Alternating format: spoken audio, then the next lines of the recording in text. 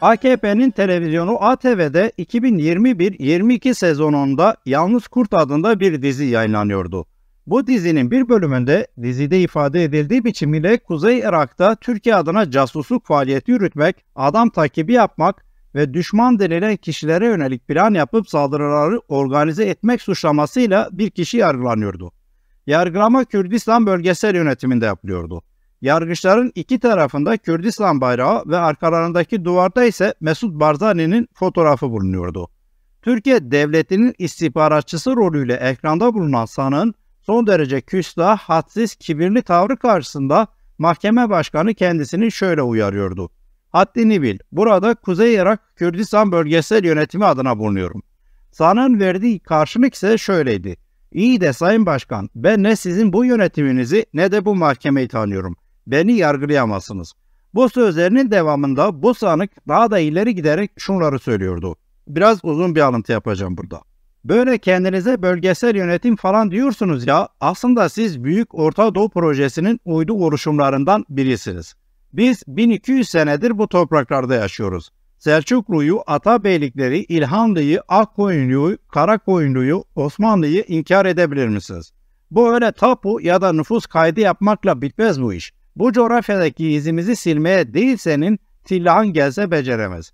Ben haddimi de bilirim, size haddini bildirmeyi de bilirim. Kerkük gök yurttur. Bu toprakların asıl sahipleri Türkmenlerdir. Kerkük ve Musul bizimdir. Erbil'deki en büyük caddenin ismi Musa Ferit'in Gökbürü Caddesi'dir.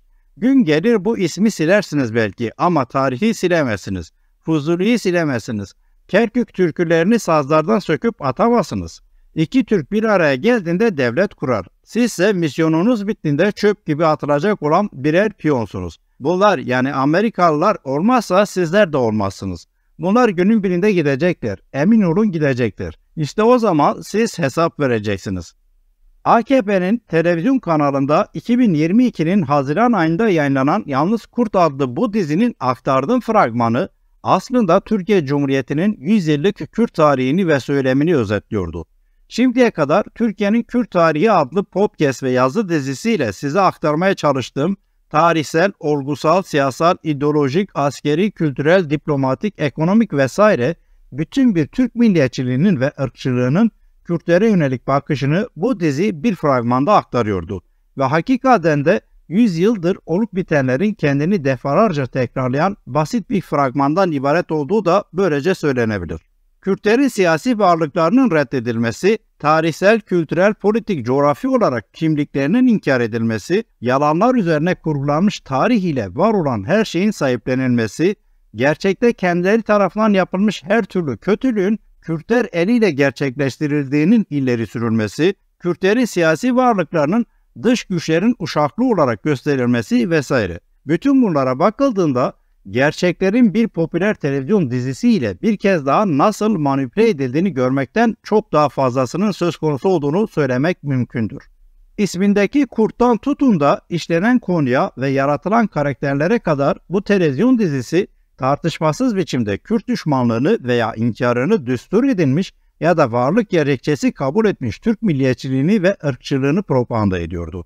Dikkat çektiğim üzere üstelik bütün bunlar Türk milliyetçiliğinin karakteri haline gelmiş olan yalan ve manipülasyon üzerinde gerçekleşiyordu. Örneğin birkaç hususa bakalım. Kuzey Irak değil, Irak'ın kuzeyi deniliyor burada. Halbuki Irak devletinin anayasasında Kürdistan bölgesel yönetimi resmen kabul ediliyor ve dünyada ve hatta Türkiye Cumhuriyeti de bu siyasi otoriteyi resmen tanıyor.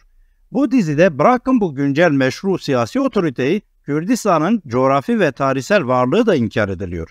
Tarih milliyetçilerin en sevdiği bilim veya anlatı türü olmakla birlikte aynı zamanda onların aşil topuğudur. Yani en zayıf ya da öldürücü noktalarıdır. Bu dizi Türkiye Cumhuriyeti'nin kuruluş felsefesini işliyordu ve tarihi de buna göre değerlendiriyordu. Ancak dizi karakterinin gururla dillendirdiği tarihe bakıldığında görülecektir ki gurur duyduğu ataları zamanında ve bizatihi onlar tarafından kabul edilmek kaydıyla tarihsel, coğrafi, siyasi, idari, kültürel ve sosyal açıdan Kürdistan Kürtlerin yurdu olarak hep vardı ve bugün de vardır. Irak'ın kuzeyi ise Kürt inkarı üzerine kurulmuş bir söylemden ibarettir. Belirttiğim gibi üstelik oradaki Kürdistan Bölgesel Yönetimi Türkiye Cumhuriyeti tarafından da resmen tanınıyor. Erbil'deki cadde ile Fuzuli'nin isminin değiştirilmesi veya Kerkük Türkmen türkülerinin sazlardan sökülüp atılması meselesine gelince yine ortada kocaman bir yalan ve manipülasyon var. Öncelikle Fuzuli, Osmanlı zamanında yaşamış divan edebiyatının önde gelen şairi olarak bilinmekle birlikte aslen Kürttür. Ama işte benzer yüzlerce meşhur isim gibi Türk ırkçılığı onu da Türk yapıp gurur duymaktan geri duymuyor. Bırakın bir caddeyi, dağların, nehirlerin, yaylaların, platoların, kurdun kuşun, köylerin, kasabaların, ilçelerin, illerin ve elbette ülkelerin ismini değiştiren de bizatihi Türkiye Cumhuriyeti'dir. Sadece 1978'e kadar yaklaşık 28 bin isim değiştirildi. Bunların 12.211'i köylerin ismi iken diğer kalanlar ise dağların, nehirlerin, ova, derelerin ismiydi. 2005'te Birleşmiş Milletler Kalkınma Programı'nın desteğiyle Ağrı'da yapılmış bir projede bilim çevrelerinde kabul edildiği şekliyle Kızıl Kürdistan tilkisi Vulpes Kürdistanica, Ermeni koyunu da Ovis Armania ismiyle kayda geçirilince buna bile tahammül edemeyen Türkiye Cumhuriyeti ve onu yöneten AKP yönetimiydi. 2018'de Kilis'teki 300 yıllık Kürtler Camii'nin adını Türkler Camii yapan da AKP hükümetinin Kültür ve Turizm Bakanı'ydı. Haziran 2022'de Diyarbakır'ın Sur ilçesindeki Kıtılbil mahallesinin Ermenice veya Süryanice'den geldiği düşünülen ismi değiştirildi, Fetih Mahallesi yapıldı. Türkiye'nin işgali altında bulunan Rojava'nın Afrin kentinde yüz binlerce Kürt yerinden sürüldüğü gibi burada eğitim dili Türkçe yapıldı. Neredeyse tüm yer isimleri Türkçe veya Arapça yapıldı. Suavi Aydın'ın yerinde tespitleriyle olup bitenleri özetleyecek olursam, isim değiştirme operasyonundan en fazla nasibini alanlar Ermenice, Rumca ya da Kürtçe gibi dillerle ilişkili olan ve bu yüzden bu halkların hatırasını canlı tuttuğu veya onların Türkiye'deki tarihsel varlıklarına kanıt teşkil edeceği düşünülen isimler olmuştur. Öbür yandan 10 yıllar boyunca varlığı kabul edilmeyen, konuşulması yasaklanan ve ceza konusu yapılan, küçümsenen ve horlanan Kürt diliyle konuşmak ve öğrenmek güya 2000'den sonra yapılan değişikliklerle farklı dil ve lehçeler çerçevesinde de olsa yasaldır.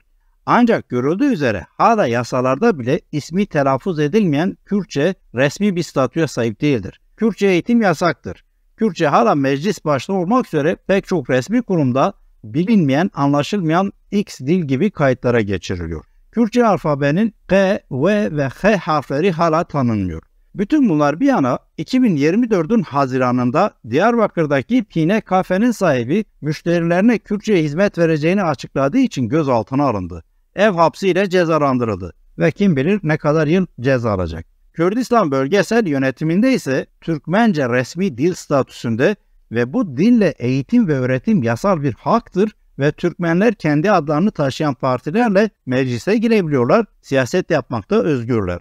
Kısacası Kürtler Kürdistan Bölgesel Yönetiminde hangi hakka sahipse Türkmenler de aynı hakka sahipler. Ama Türkiye'de durum böyle mi? Elbette değil. Şarkıların, türkülerin sazlardan sökülüp atılması meselesi. Bu konuda da muhtemelen dünyada Türkiye'nin eline su dökebilecek ülke yoktur. Bırakın birkaç şarkıyı sistematik bir devlet politikası olarak Kürt kimliğinin inkar edilmesi ve Kürtlerin Türk olduğunun ilan edilmesi çerçevesinde binlerce Kürtçe şarkı ve ezgi Türkçeleştirildi. Bu Türkçeleştirme faaliyetleri sadece Türkiye'nin egemenliği altındaki Kürdistan parçasıyla da sınırlı kalmadı. İran, Irak ve Suriye'nin denetimindeki Kürdistan parçalarından da Kürtçe şarkılar alınıp Türkçeymiş gibi sunuldu. Bu konuda daha önce 3 bölüm halinde hazırladığım podcastleri mutlaka dinlemenizi öneririm. Kerkük meselesine gelince, bu yeni bir konu değil. Öteden beri, daha doğrusu açık biçimde 1950'lerin sonlarından itibaren Türk milliyetçilerinin sürekli biçimde provoke edip bunun üzerinden Kürt düşmanlığını körüklediği bir konudur bu. Günümüzde Kerkük, Kürtler, Türkler ve Araplar arasında bölgenin önemli ihtilaf konularından biridir kuşkusuz. Kürtler tarihsel ve güncel Kürdistan coğrafyasının bir parçası olarak Kerkük'ü görüyor. Irak'ın Arap yönetimi ise öteden beri Kürtlerle müzakerelerinde Kerkük'ün statüsünü merkezi otoritenin kontrolünde tutmakta ısrar ediyor. 2003'te Saddam Hüseyin devrildikten sonra ise Kürdistan bölgesel yönetiminin resmen kabul edildiği yeni Irak'ın siyasi ve idari modelinde Musul, Hanekin, Diyala, Selahattin gibi Kerkük'ün de statüsü daha sonra belirlenmek üzere ertelendi. Yapılacak bir referandumun ardından bu 5 vilayetin Kürdistan bölgesine mi, Irak merkezi yönetimine mi bırakılacağı taahhüt edilmesine rağmen aradan 20 yıl geçtiği halde hala somut bir adım atılmış değil. Irak'ın geleneksel reflekslerle hareket ettiği söylenebilir. Özellikle Musul ve Kerkük'ü zengin petrol kaynakları ve bundan elde edilen milyarlarca dolarlık gelir nedeniyle Kürtlere bırakmak istemiyor.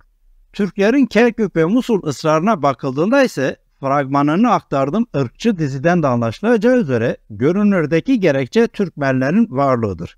Türkiye'nin öteden beri siyaseten ileri sürdüğü görüşe göre Kerkük Türkmenlerin kurduğu bir şehirdir. Kürtler buradaki Türkmenlere zulüm ediyor, şehrin tapularını ve demografik yapısını değiştiriyor falan. Oysa Kerkük'te öteden beri demografik yapıyı değiştirenler aslında şehri Araplaştırmak isteyen Arap milliyetçileridir. Bununla birlikte Türkiye'nin siyaseten desteklediği bazı Türkmen çevrelerini ayrıyeten silahlandırdığı ve resmi söylemini bunlara propaganda ettirerek Kürtlerle zaman zaman gerilimlerin yaşanmasına neden olduğu doğrudur. Kerkük'ün Türkmen şehri olduğu iddiasına bakıldığında ise Kürtlerin ileri sürebilecekleri argümanların ve kanıtların zenginliği bir yana bizatihi Türkiye Cumhuriyeti'nin kayıtları kendilerini yalanlamaya yetiyor. Yani kendi argümanları aslında kendilerini yalanlamaya yetiyor. Örneğin Osmanlı dağıldıktan sonra Kerkük'ün de sınırları dahilinde yer aldığı Musul vilayetinin İngilizlerin kontrolündeki Irak'a mı yeni kurulan Türkiye'ye mi bırakılacağının müzakere edildiği 1923'teki Lozan görüşmelerinde Türk yetkililer argümanlarını haklı çıkarmak için vilayetin çoğunluğunun Kürt nüfustan oluştuğunu ortaya koyuyorlardı. Hakeza İngilizler de aynısını yapıyordu. Türk heyetinin başındaki İsmet İnönü'ye göre özetle Kürtler Türkiye'den yanaydı ve bu yüzden de o zamanlar Kerkük'ün de bağlı olduğu Musul vilayeti Türkiye'ye bırakılmalıydı. İsmet İnönü vilayetin nüfus oranlarını da resmi Türk istatistiklerine göre şöyle paylaşmıştı. Musul vilayeti genelinde toplamda 503 bin kişi yaşıyordu. Bunlardan 263.830'u Kürttü. 146.960'ı ise Türktü. Geriye kalanlar Araplar, Yahudiler, Müslüman olmayan diğer milletlerden oluşuyordu. Sadece Musul sancağında ise Kürtlerin sayısı 140 bin, Türklerin sayısı ise 35 bindi İsmet İnönü'nün aktardığı verilere göre. Musul vilayetine bağlı Kerkük sancağına gelince İnönü'nün verilerine göre 97 bin Kürt ve buna karşın 79 bin Türk vardı. Yani İsmet İnönü'nün paylaştığı bütün veriler Musul ve Kerkük'ün Kürtlere ait olduğunu, en fazla nüfusun Kürtler olduğunu gösteriyordu. Elbette Türk milliyetçileri ve ırkçıları bütün bu tarihsel hakikatleri kendi ataları ortaya koymuş olsa bile inkar etmekte ve böylece tarihi ters yüz etmekte ısrar ediyor. Bu nedenle Kerkük'le ilgili iddialar sadece belirttiğim televizyon dizisinin konusu değildir. Hala güncel siyasetin de en önemli malzemelerinden biridir. Kürt partileri hariç iktidar ve ana muhalefet dahil Türkiye'deki bütün siyasi partilerin ve benzer görüşteki organizasyonların bu dizide dile gelen görüşü paylaştığı ve savunduğu rahatlıkla söylenebilir. Örneğin 2002'den beri Türkiye'yi yöneten AKP'nin başındaki Tayyip Erdoğan, 2017'de Kürdistan bölgesel yönetiminde bağımsızlık referandumu yapıldığında gerçekte Yalnız Kurt dizisindeki ırkçı karakterden pek de farklı bir tutum ortaya koymamıştı. Hatta Kürtleri sınırları kapatmak suretiyle aç bırakmak ve olası bir askeri müdahalede bulunmak ile de tehdit etmişti. Kerkük konusunda ise mütemadiyen Erdoğan dizi karakteriyle aynı görüşü savuna geldi. Nitekim söz konusu bağımsızlık referandumu zamanında pek çok kere tekrarladığı üzere Erdoğan'a göre Kerkük Türkmen şehridir. Kürtlerin orada bir tarihleri de haliyle hakları da işleri de yok. Özetle 100 yıllık Kürt düşmanlığının ve ırkçılığının koşullandırdığı bir televizyon dizisinden hareketle bu mevzuların altını çizdikten sonra bir hususa daha dikkat çekmek isterim. Aslında Türk televizyonculuk ve sinema sektöründe bu dizi ilk örnek değildi ve muhtemelen sonunda olmayacaktır. Öteden beri Türk filmlerinde doğulu olarak yaratılan karakterler hiçbir zaman doğrudan Kürt olarak ifade edilmedi. Nadiren bazen Kürtlerden söz edildiyse de ağır sansür söz konusu oldu elbette. Kürt kimliğine sahip kişilerin yaptıkları işleri burada konu dışında tutarak 2000'lerden sonra bazı Türk filmlerinde bu geleneksel çizginin dışına çıkıldığı doğru ise de genel eğilim hala bozuk veya şiveli Türkçe konuşan, feodalitenin etkisi altında olan, medeniyet namına pek gelişme göstermemiş, cahil ve geri kalmış doğruların filmlerde konu edilmesi yönündedir. Bu arada Türk sinemasının Kürt temsili hakkında Kürt Araştırmaları dergisinde Ferhat Buğday'ın Sebahattin Şen ile yaptığı röportajı mutlaka okumanızı öneririm. Bu tür filmlerin üretimi elbette Türk devletinin Kürt siyaseti ve söylemiyle yakından ilgilidir ve hatta devletin sıkı kontrolü altında ve onayıyla bu filmlerin üretilmesi söz konusudur. Ancak ilginçtir, Türk devletinin bunlarla yetinmediği de anlaşılıyor. Türk devleti 100 yıl boyunca bütün yapıp ettiklerine rağmen sonuç itibariyle Kürt meselesini bastırmayı başaramadı. 1990'ların başından bugüne ise Kürt meselesi bastırılamaz bir hal aldı. Ancak yine de Türkiye Kürt meselesiyle baş etmenin yollarını aramaktan vazgeçmedi. Bunlardan biri de bizzat film çekmekti. Evet, Türkiye Cumhuriyeti Kürtleri öcüleştiren, yok sayan, horlayan kontrolündeki sektörün çektiği filmleri yeterli bulmamıştı. Devlet bizzat kendisi Kürt filmini çekmeye karar vermişti.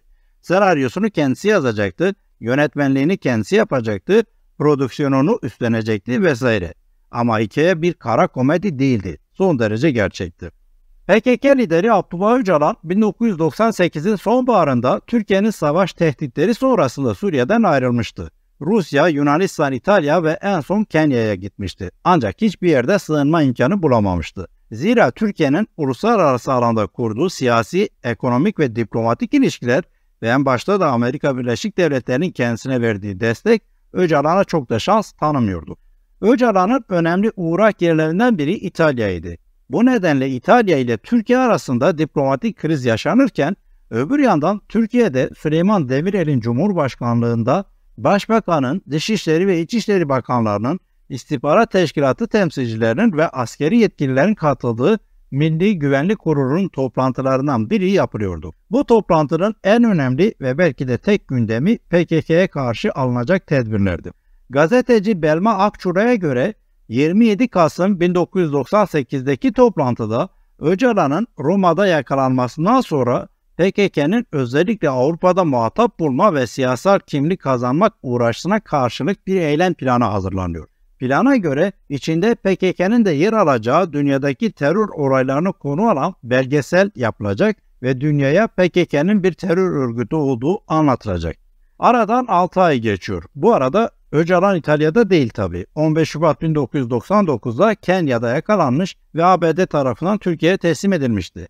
Ama Milli Güvenlik Kurulu planına sadık kalıyor ve 6 ay sonra TRT'den referansı olan Mukadder Kızılca adlı birini yönetmen koltuğuna oturtarak belgesel filmi çekmeye karar veriyor. Öcalan hakkında idam kararının verildiği 29 Haziran 1999'dan sonra Temmuz 1999'da Milli Güvenlik Kurulu yönetmenle görüşüyor. 34.000 ABD dolarını filminin bedelinin 1/3 olarak önceden veriyor. Bu arada filmin senaryosu da ömrünü Kürtlerin Türklüğünü ispatlamakla geçirmiş, Kürtlerin yaptığı her türlü siyasi, kültürel, sosyal faaliyeti dış güçlerin Kürtçülük planı çerçevesinde değerlendirmiş olan ırkçı Mim Kemal Öke tarafından yazılıyordu. Mim Kemal Öke'nin yazdığı 9 sayfalık ön taslak Milli Güvenlik Kurulu'nda tartışılıyor ve müdahalelerle 23 sayfaya çıkarılıyor. Anlaşıldığı üzere Milli Güvenlik Kurulu, Türkçü ırkçı Mim Kemal Öke'nin yazdıklarını bile yeterli bulmuyordu. Aradan zaman geçiyor ve MGK'nin her aşamadaki hassasiyetleri nedeniyle bir türlü filme başlanıyor. 9 ay sonra bu kez belgeselin metni üzerinde uzun uzadıya tartışmalar yapılıyor ve pek çok ifadenin nasıl düzeltilmesi gerektiği not ediliyor. Örneğin, uluslararası dikkatleri Kürt sorunu üzerine çekmekti ifadesi, uluslararası dikkatleri sözde Kürt sorunu üzerine çekmekti şeklinde değiştirilmişti. Bunun gibi pek çok örnek var. 1 yıl 2 ay sonra yönetmen Mukadder Kızılca kaba montajla kurul üyelerinin karşısına çıkıyor. Yine kurulun müdahaleleri oluyor tabii ki.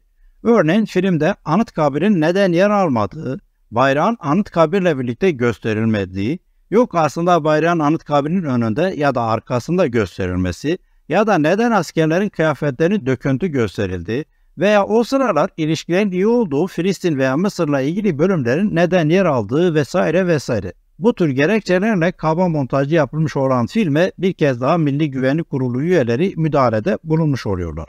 Sonuç olarak aylık rutin toplantılarının 20'sinde bu belgesel filmi gündemine alan Milli Güvenlik Kurulu 2000'lerin ortalarına gelindiğinde adını terör çıkmazı koyduğu belgesel filmin yayınlanmamasına karar veriyor. Belma Akçura'ya göre söz konusu dönemde Kürt meselesiyle ilgili gelişmeler bu kararın alınmasında etkili olmuştu.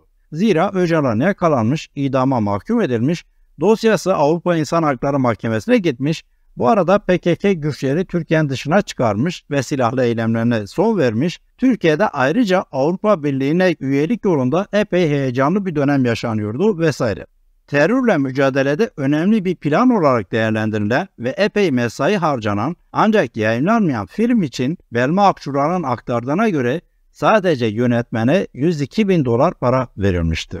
Kuşkusuz bu film meselesindeki bütün absürtlükler bir yana sadece harcanan paraya bakıldığında bile Türkiye Cumhuriyeti'nin öteden beri Kürt meselesini bastırmak adına nasıl bonkörce para harcadığı da anlaşılmış oluyor. Bu vesileyle bir anekdot da eklemiş olayım.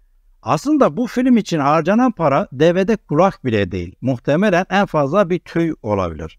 Bizzat Tayyip Erdoğan'ın Şubat 2015'te açıkladığına göre o güne dek PKK ile mücadelede Türkiye $350 milyar harcamıştı. Hatta AKP'li Binali Yıldırım Erdoğan'dan 4 yıl önce yani 2011'de 1984-2011 yılları arasında doğrudan harcamalar için 300 milyar, dolaylı harcamalar için de $700 milyar olmak üzere toplamda $1 trilyon harcandığını açıklamıştı. Bu maliyette elbette 2015 sonrasını da eklemek gerekecektir. Türkiye 2015'ten sonra yeniden şiddet yöntemlerini esas aldı. Üstelik sadece sınırları içinde de değil, Güney ve Rojava Kürdistan'da da epey geniş bir alanda askeri işgale girişti. Bu dönemdeki askeri işgallerin teknolojik ve lojistik harcamaları ile faaliyet alanlarının yaygınlığı önceki dönemleri aşan boyutlardaydı. Dolayısıyla bu dönemde harcanan para da hesaba katıldığında PKK ile mücadelenin Türkiye ekonomik maliyeti aktardığım miktarların en az 2 katı olarak değerlendirilebilir. Türkiye'nin 2011'den beri Kürtlere karşı Suriye'deki cihatçı İslamcı terör gruplarına sağladığı mali finansman da eklendiğinde bu maliyet daha da katlanacaktır. Bu durumda örneğin 1996'da, 2001'de ve özellikle 2018'den sonra yaşanan ağır ekonomik krizlerin en önemli nedenlerinden biri de anlaşılmış oluyor. Nitekim ekonomik şartların kötüleşmesinden, çarşı pazardaki fiyatların yüksek olmasından şikayet edenlere Erdoğan, sizin bir merminin fiyatının ne kadar olduğundan haberiniz var mı şeklinde yanıt vermişti. Kürt meselesinin öteden beri Türkiye'ye olan ekonomik maliyeti bu şekildeyken ve bu durumda çöp olmuş bir filme harcanan $102.000 lafının bile edilemeyeceği ortadayken, devletin bu tablodan ders çıkardığını sanmak ise ham hayalcilik olur elbette. Film meselesiyle devam edecek olursam, özellikle 2010'dan sonra hükümete yakınlığıyla bilinen bazı televizyon kanallarında Kürtleri ve Kürt meselesini bir şekilde konu edinen pek çok dizi, film yayınlandı. Bu filmlerin önceki dönem örneklerinden bazı farkları da var. Kürtleri konu edilen bu filmlerde arada Kürtçe konuşmalara ve şarkılara artık yer veriliyordu. Ancak önceki dönemin alışkanlığı da terk edilmiyordu. Örneğin Kürtler araya serpiştirilen bazı bozuk Kürtçe ifadelerin yanı sıra esas olarak şiveli Türkçe ile konuşturulmaya devam ediliyordu. Bu dizi filmlerin ortak özelliği terör örgütü olarak gösterilen Kürt hareketinin bu zavallı Kürtlere yaptığı zulmün ve buna karşılık Türk devletinin merhametinin gösterilmesidir. Bu dizilerin önemli bir diğer ortak özelliği de neredeyse tamamının AKP'ye veya bir zamanlar onunla ortak olan Fethullah Gülen cemaatine bağlı televizyon kanalları tarafından üretilmiş olmalarıdır. Bu dizilerde Kürt hareketi dış güçlerin piyonu ve acımasız terörist bir organizasyon olarak gösterilirken, böylece siyaseten elbette Kürtlerin hak mücadelesi değersizleştirilmeye ve yok sayılmaya devam ediliyordu. Kürtlerin varlığı ancak arada bir yer verilen bozuk ve anlamsız bir Kürtçenin konuşulmasıyla sınırlıydı ve siyaseten ileri sürülecek her şey teröristlikle ve elbette önceki dönemlerin ezberi olarak dış güçlerin işi olmakla eşdeğerdi. Bu dizilerde AKP öncesindeki yönetimlerin, özellikle de seküler Kemalistlerin zaman zaman Kürtlere yaptıkları haksızlıklara da yer veriliyordu. Ancak nedenleri pek de sorgulanmazdı. Buradaki maksat da hem laik Kemalistlerin kötülenmeye devam edilmesi hem de Kürtlerin esasında İslam kardeşliği siyasetiyle iktidara yedeklenmek istenmesiydi. Kürtleri konu edilen Türk sineması ve televizyon dizileri üzerinden yapılacak bir analiz ile aynı zamanda dönemsel olarak Türkiye Cumhuriyeti'nin Kürt siyasetinin ve söyleminin anlaşılması da mümkündür. Örneğin 2002'de iktidara gelen AKP'den önceki dönemlerde ana akım çevrelerin yaptığı sinema filmlerinde veya dizilerde bozuk da olsa Kürtçe'ye yer verildiğini görmek neredeyse mümkün değildir. Ancak AKP sonrasında işler birazcık değişti. Bu durum bir başka podcast'te ayrıntılı biçimde anlattığım AKP'nin Kürt siyaseti ile ilgilidir. Bunu da dinlemenizi öneririm bu arada. Özetle AKP döneminde Kürt meselesiyle ilişkilendirilebilecek bazı kısıtlı kültürel hakların tanındığı, aynı zamanda şiddet ortamının sonlanması için bazı dönemsel adımların atılmaya çalışıldığı vesaire söylenebilir. Sonuç ise zaman zaman toplumda umutlar yarattı da bu tür çabaların akamete uğraması oldu. Sonlanmayan şiddet aksine 2015'ten beri tavan yapmış durumda. Ve fakat 2002'den beri Türkiye'yi yöneten Tayyip Erdoğan ve partisi AKP'ye göre Kürt meselesi çözülmüş durumda. Artık böyle bir mesele yok. Var olan ise terörle mücadeledir. Meselenin nasıl çözüldüğüne bakıldığında ise kültürel ve yayıncılık alanlardaki bazı düzenlemelerden başka bir şey yok. Ki söz konusu bu kısıtlı hakların kullanımı elbette devletin belirlediği sınırlar dahilinde mümkündür. Aksi halde bahsettiğim gibi Pine kafenin başına gelenler işten bile değildir. Öbür yandan örneğin Kürtlerin kendilerini yönetmesi veya Kürtçe eğitim gibi siyaseten hak talebinde bulunmak eskiden olduğu gibi yine terörizm suçlamasıyla karşılık buluyor. 2015'ten itibaren ırkçı MHP ile kurulan ortaklıkla birlikte ise Kürt meselesinin bastırılması için AKP öncesi bütün söylemlerin ve uygulamaların devreye konulduğu söylenebilir. Podcast'e başlarken fragmanını verdiğim dizi filmi aynı zamanda bu durumun da bir göstergesidir. Denebilir ki AKP'nin Kürt filmi devletin pek kadim senaryolarıyla çekilmeye devam ediliyor.